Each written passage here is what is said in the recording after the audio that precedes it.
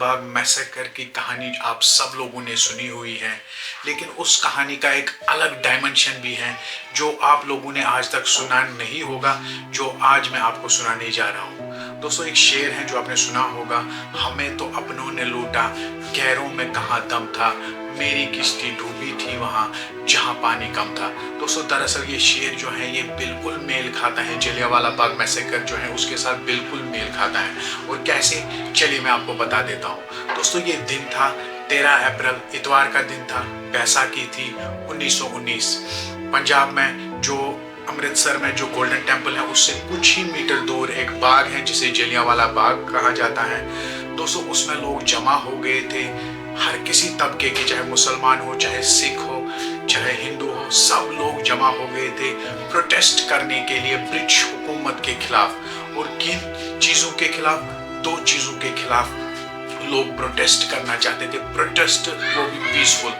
दोस्तों, 2 चीज़ें थी, एक तो 2 प्रो इंडिपेंडेंस एक्टिविस्ट्स को ब्रिटिश हुकूमत ने गिरफ्तार कर लिया था, एक तो डॉक्टर सैफुद्दीन और दूसरे डॉक्टर सत्यपाल। और दूसरी चीज़ थी, जो दूसरी चीज़ के अगेंस्ट जो ये प्रोटेस्ट करे थे वो थे दोस्तों एक कानून जो ब्रिटिश हुकूमत ने बनाया था, रोलेट एक्ट। वो कानून दरअसल ये था कि ब्रिटिश हुकूमत किसी को भी गिरफ्तार कर सकती थी और बिना किसी कोर्ट ट्रायल के 2 साल तक कोई कोर्ट ट्रायल नहीं हो सकती थी। तो इन्हीं 2 चीज़ों के अगेंस्ट लोग निकले थे जलियांवाला बाग में प्रोटेस्ट करने के लिए। और जलियांवाला बाग का जो स्ट्रक्चर है दोस्तों, इसका जो एंट्रेंस और एग्जिट पॉइंट जो था वो एक ही तरफ से था। बाकी जो 3 तरफ थे उन तीनों तरफों से बड़ी बड़ी दीवारें थी या बिल्डिंग्स थी, तो मतलब एंट्रेंस और एग्जिट दोस्तों एक ही तरफ था। हालांकि आज जो है, आज एग्जिट दूसरी तरफ बनाया दिया गया है, लेकिन उस टाइम पे एक ही तरफ एंट्रेंस और एग्जिट था। और बाग में था क्या, केवल एक कुआं था बाग के अंदर। दोस्तों, हुआ ये, जो ही अंग्रेज हुकूमत को ये पता चला कि हजारों की तादाद में लोग जलियांवाला बाग में जमा हो गए हैं, तो वहाँ ही पर एक गुजर हुआ एक ब्रिटिश अफसर का, ब्रिगेडियर जनरल डायर, जो आपने सुना ही होगा, अपनी फौज के साथ। तो जो ही वहाँ वो पहुँचे तो पीसफुल प्रोटेस्ट चल रहे थे, कोई पत्थर नहीं फेंका जा रहा था उन पे, कोई गोली नहीं चलाई गई उन पे, तो पीसफुल वो निहत्थे लोग थे। तो जनरल डायर ने अपनी फौज को ऑर्डर दिया कि अंधाधुंध गोलियां चलाई जाए इन लोगों पे। उसमें बच्चे भी थे, औरतें भी थे, तो अंधाधुंध गोलियां दोस्तों चलाई गई। यहाँ तक कि 15 मिनट तक अंधाधुंध गोलियां चलाई गई, 1650 गोलियां चलाई गई इन्हीं निहत्थे लोगों पे।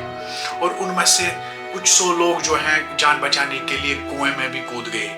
हालांकि फिर जब फायरिंग स्टॉप हो गई तो 120 लाशों को उस कुएं से भी चढ़ाया गया। और दोस्तों, इस मैसेकर में जो है तकरीबन, ऑफिशियली तो कहा गया था उस टाइम पे तकरीबन 400 लोग मर गए हैं, लेकिन अनऑफिशियली जो उस टाइम पे कांग्रेस ने भी रिपोर्ट दी थी तो 1500 से ज़्यादा लोग मर गए थे। बिकॉज वहाँ पर कोई छुपने की जगह नहीं थी, जैसे मैंने कहा था, जैसे आप लोगों ने देखा भी होगा, वहाँ पर चारों तरफ से जो है दीवारें हैं, एक ही तरफ से जो है एंट्रेंस और एग्जिट है।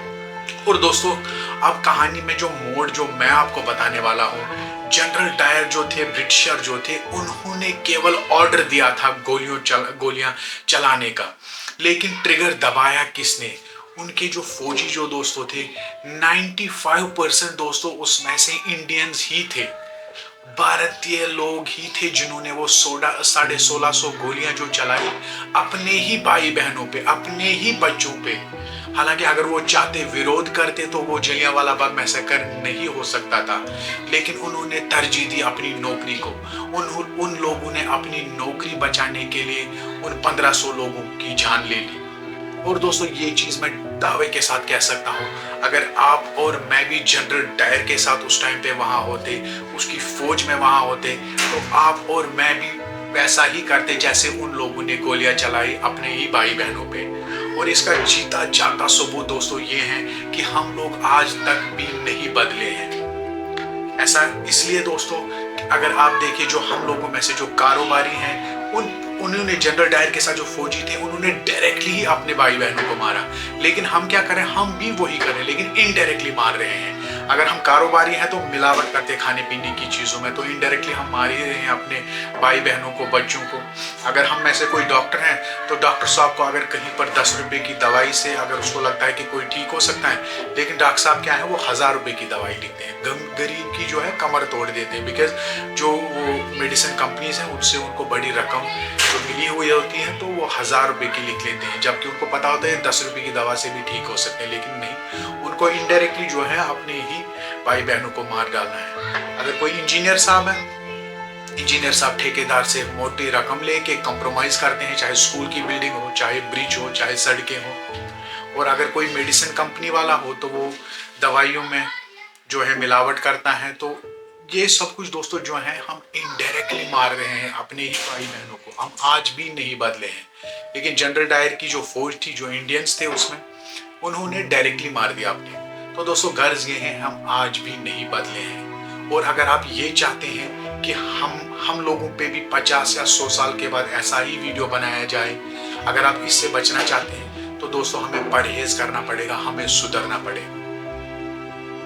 तो दोस्तों सोचना भी हम लोगों को ही, समझना भी हम लोगों को ही है। तो चलिए दोस्तों, यहाँ तक थी हमारी आज की वीडियो।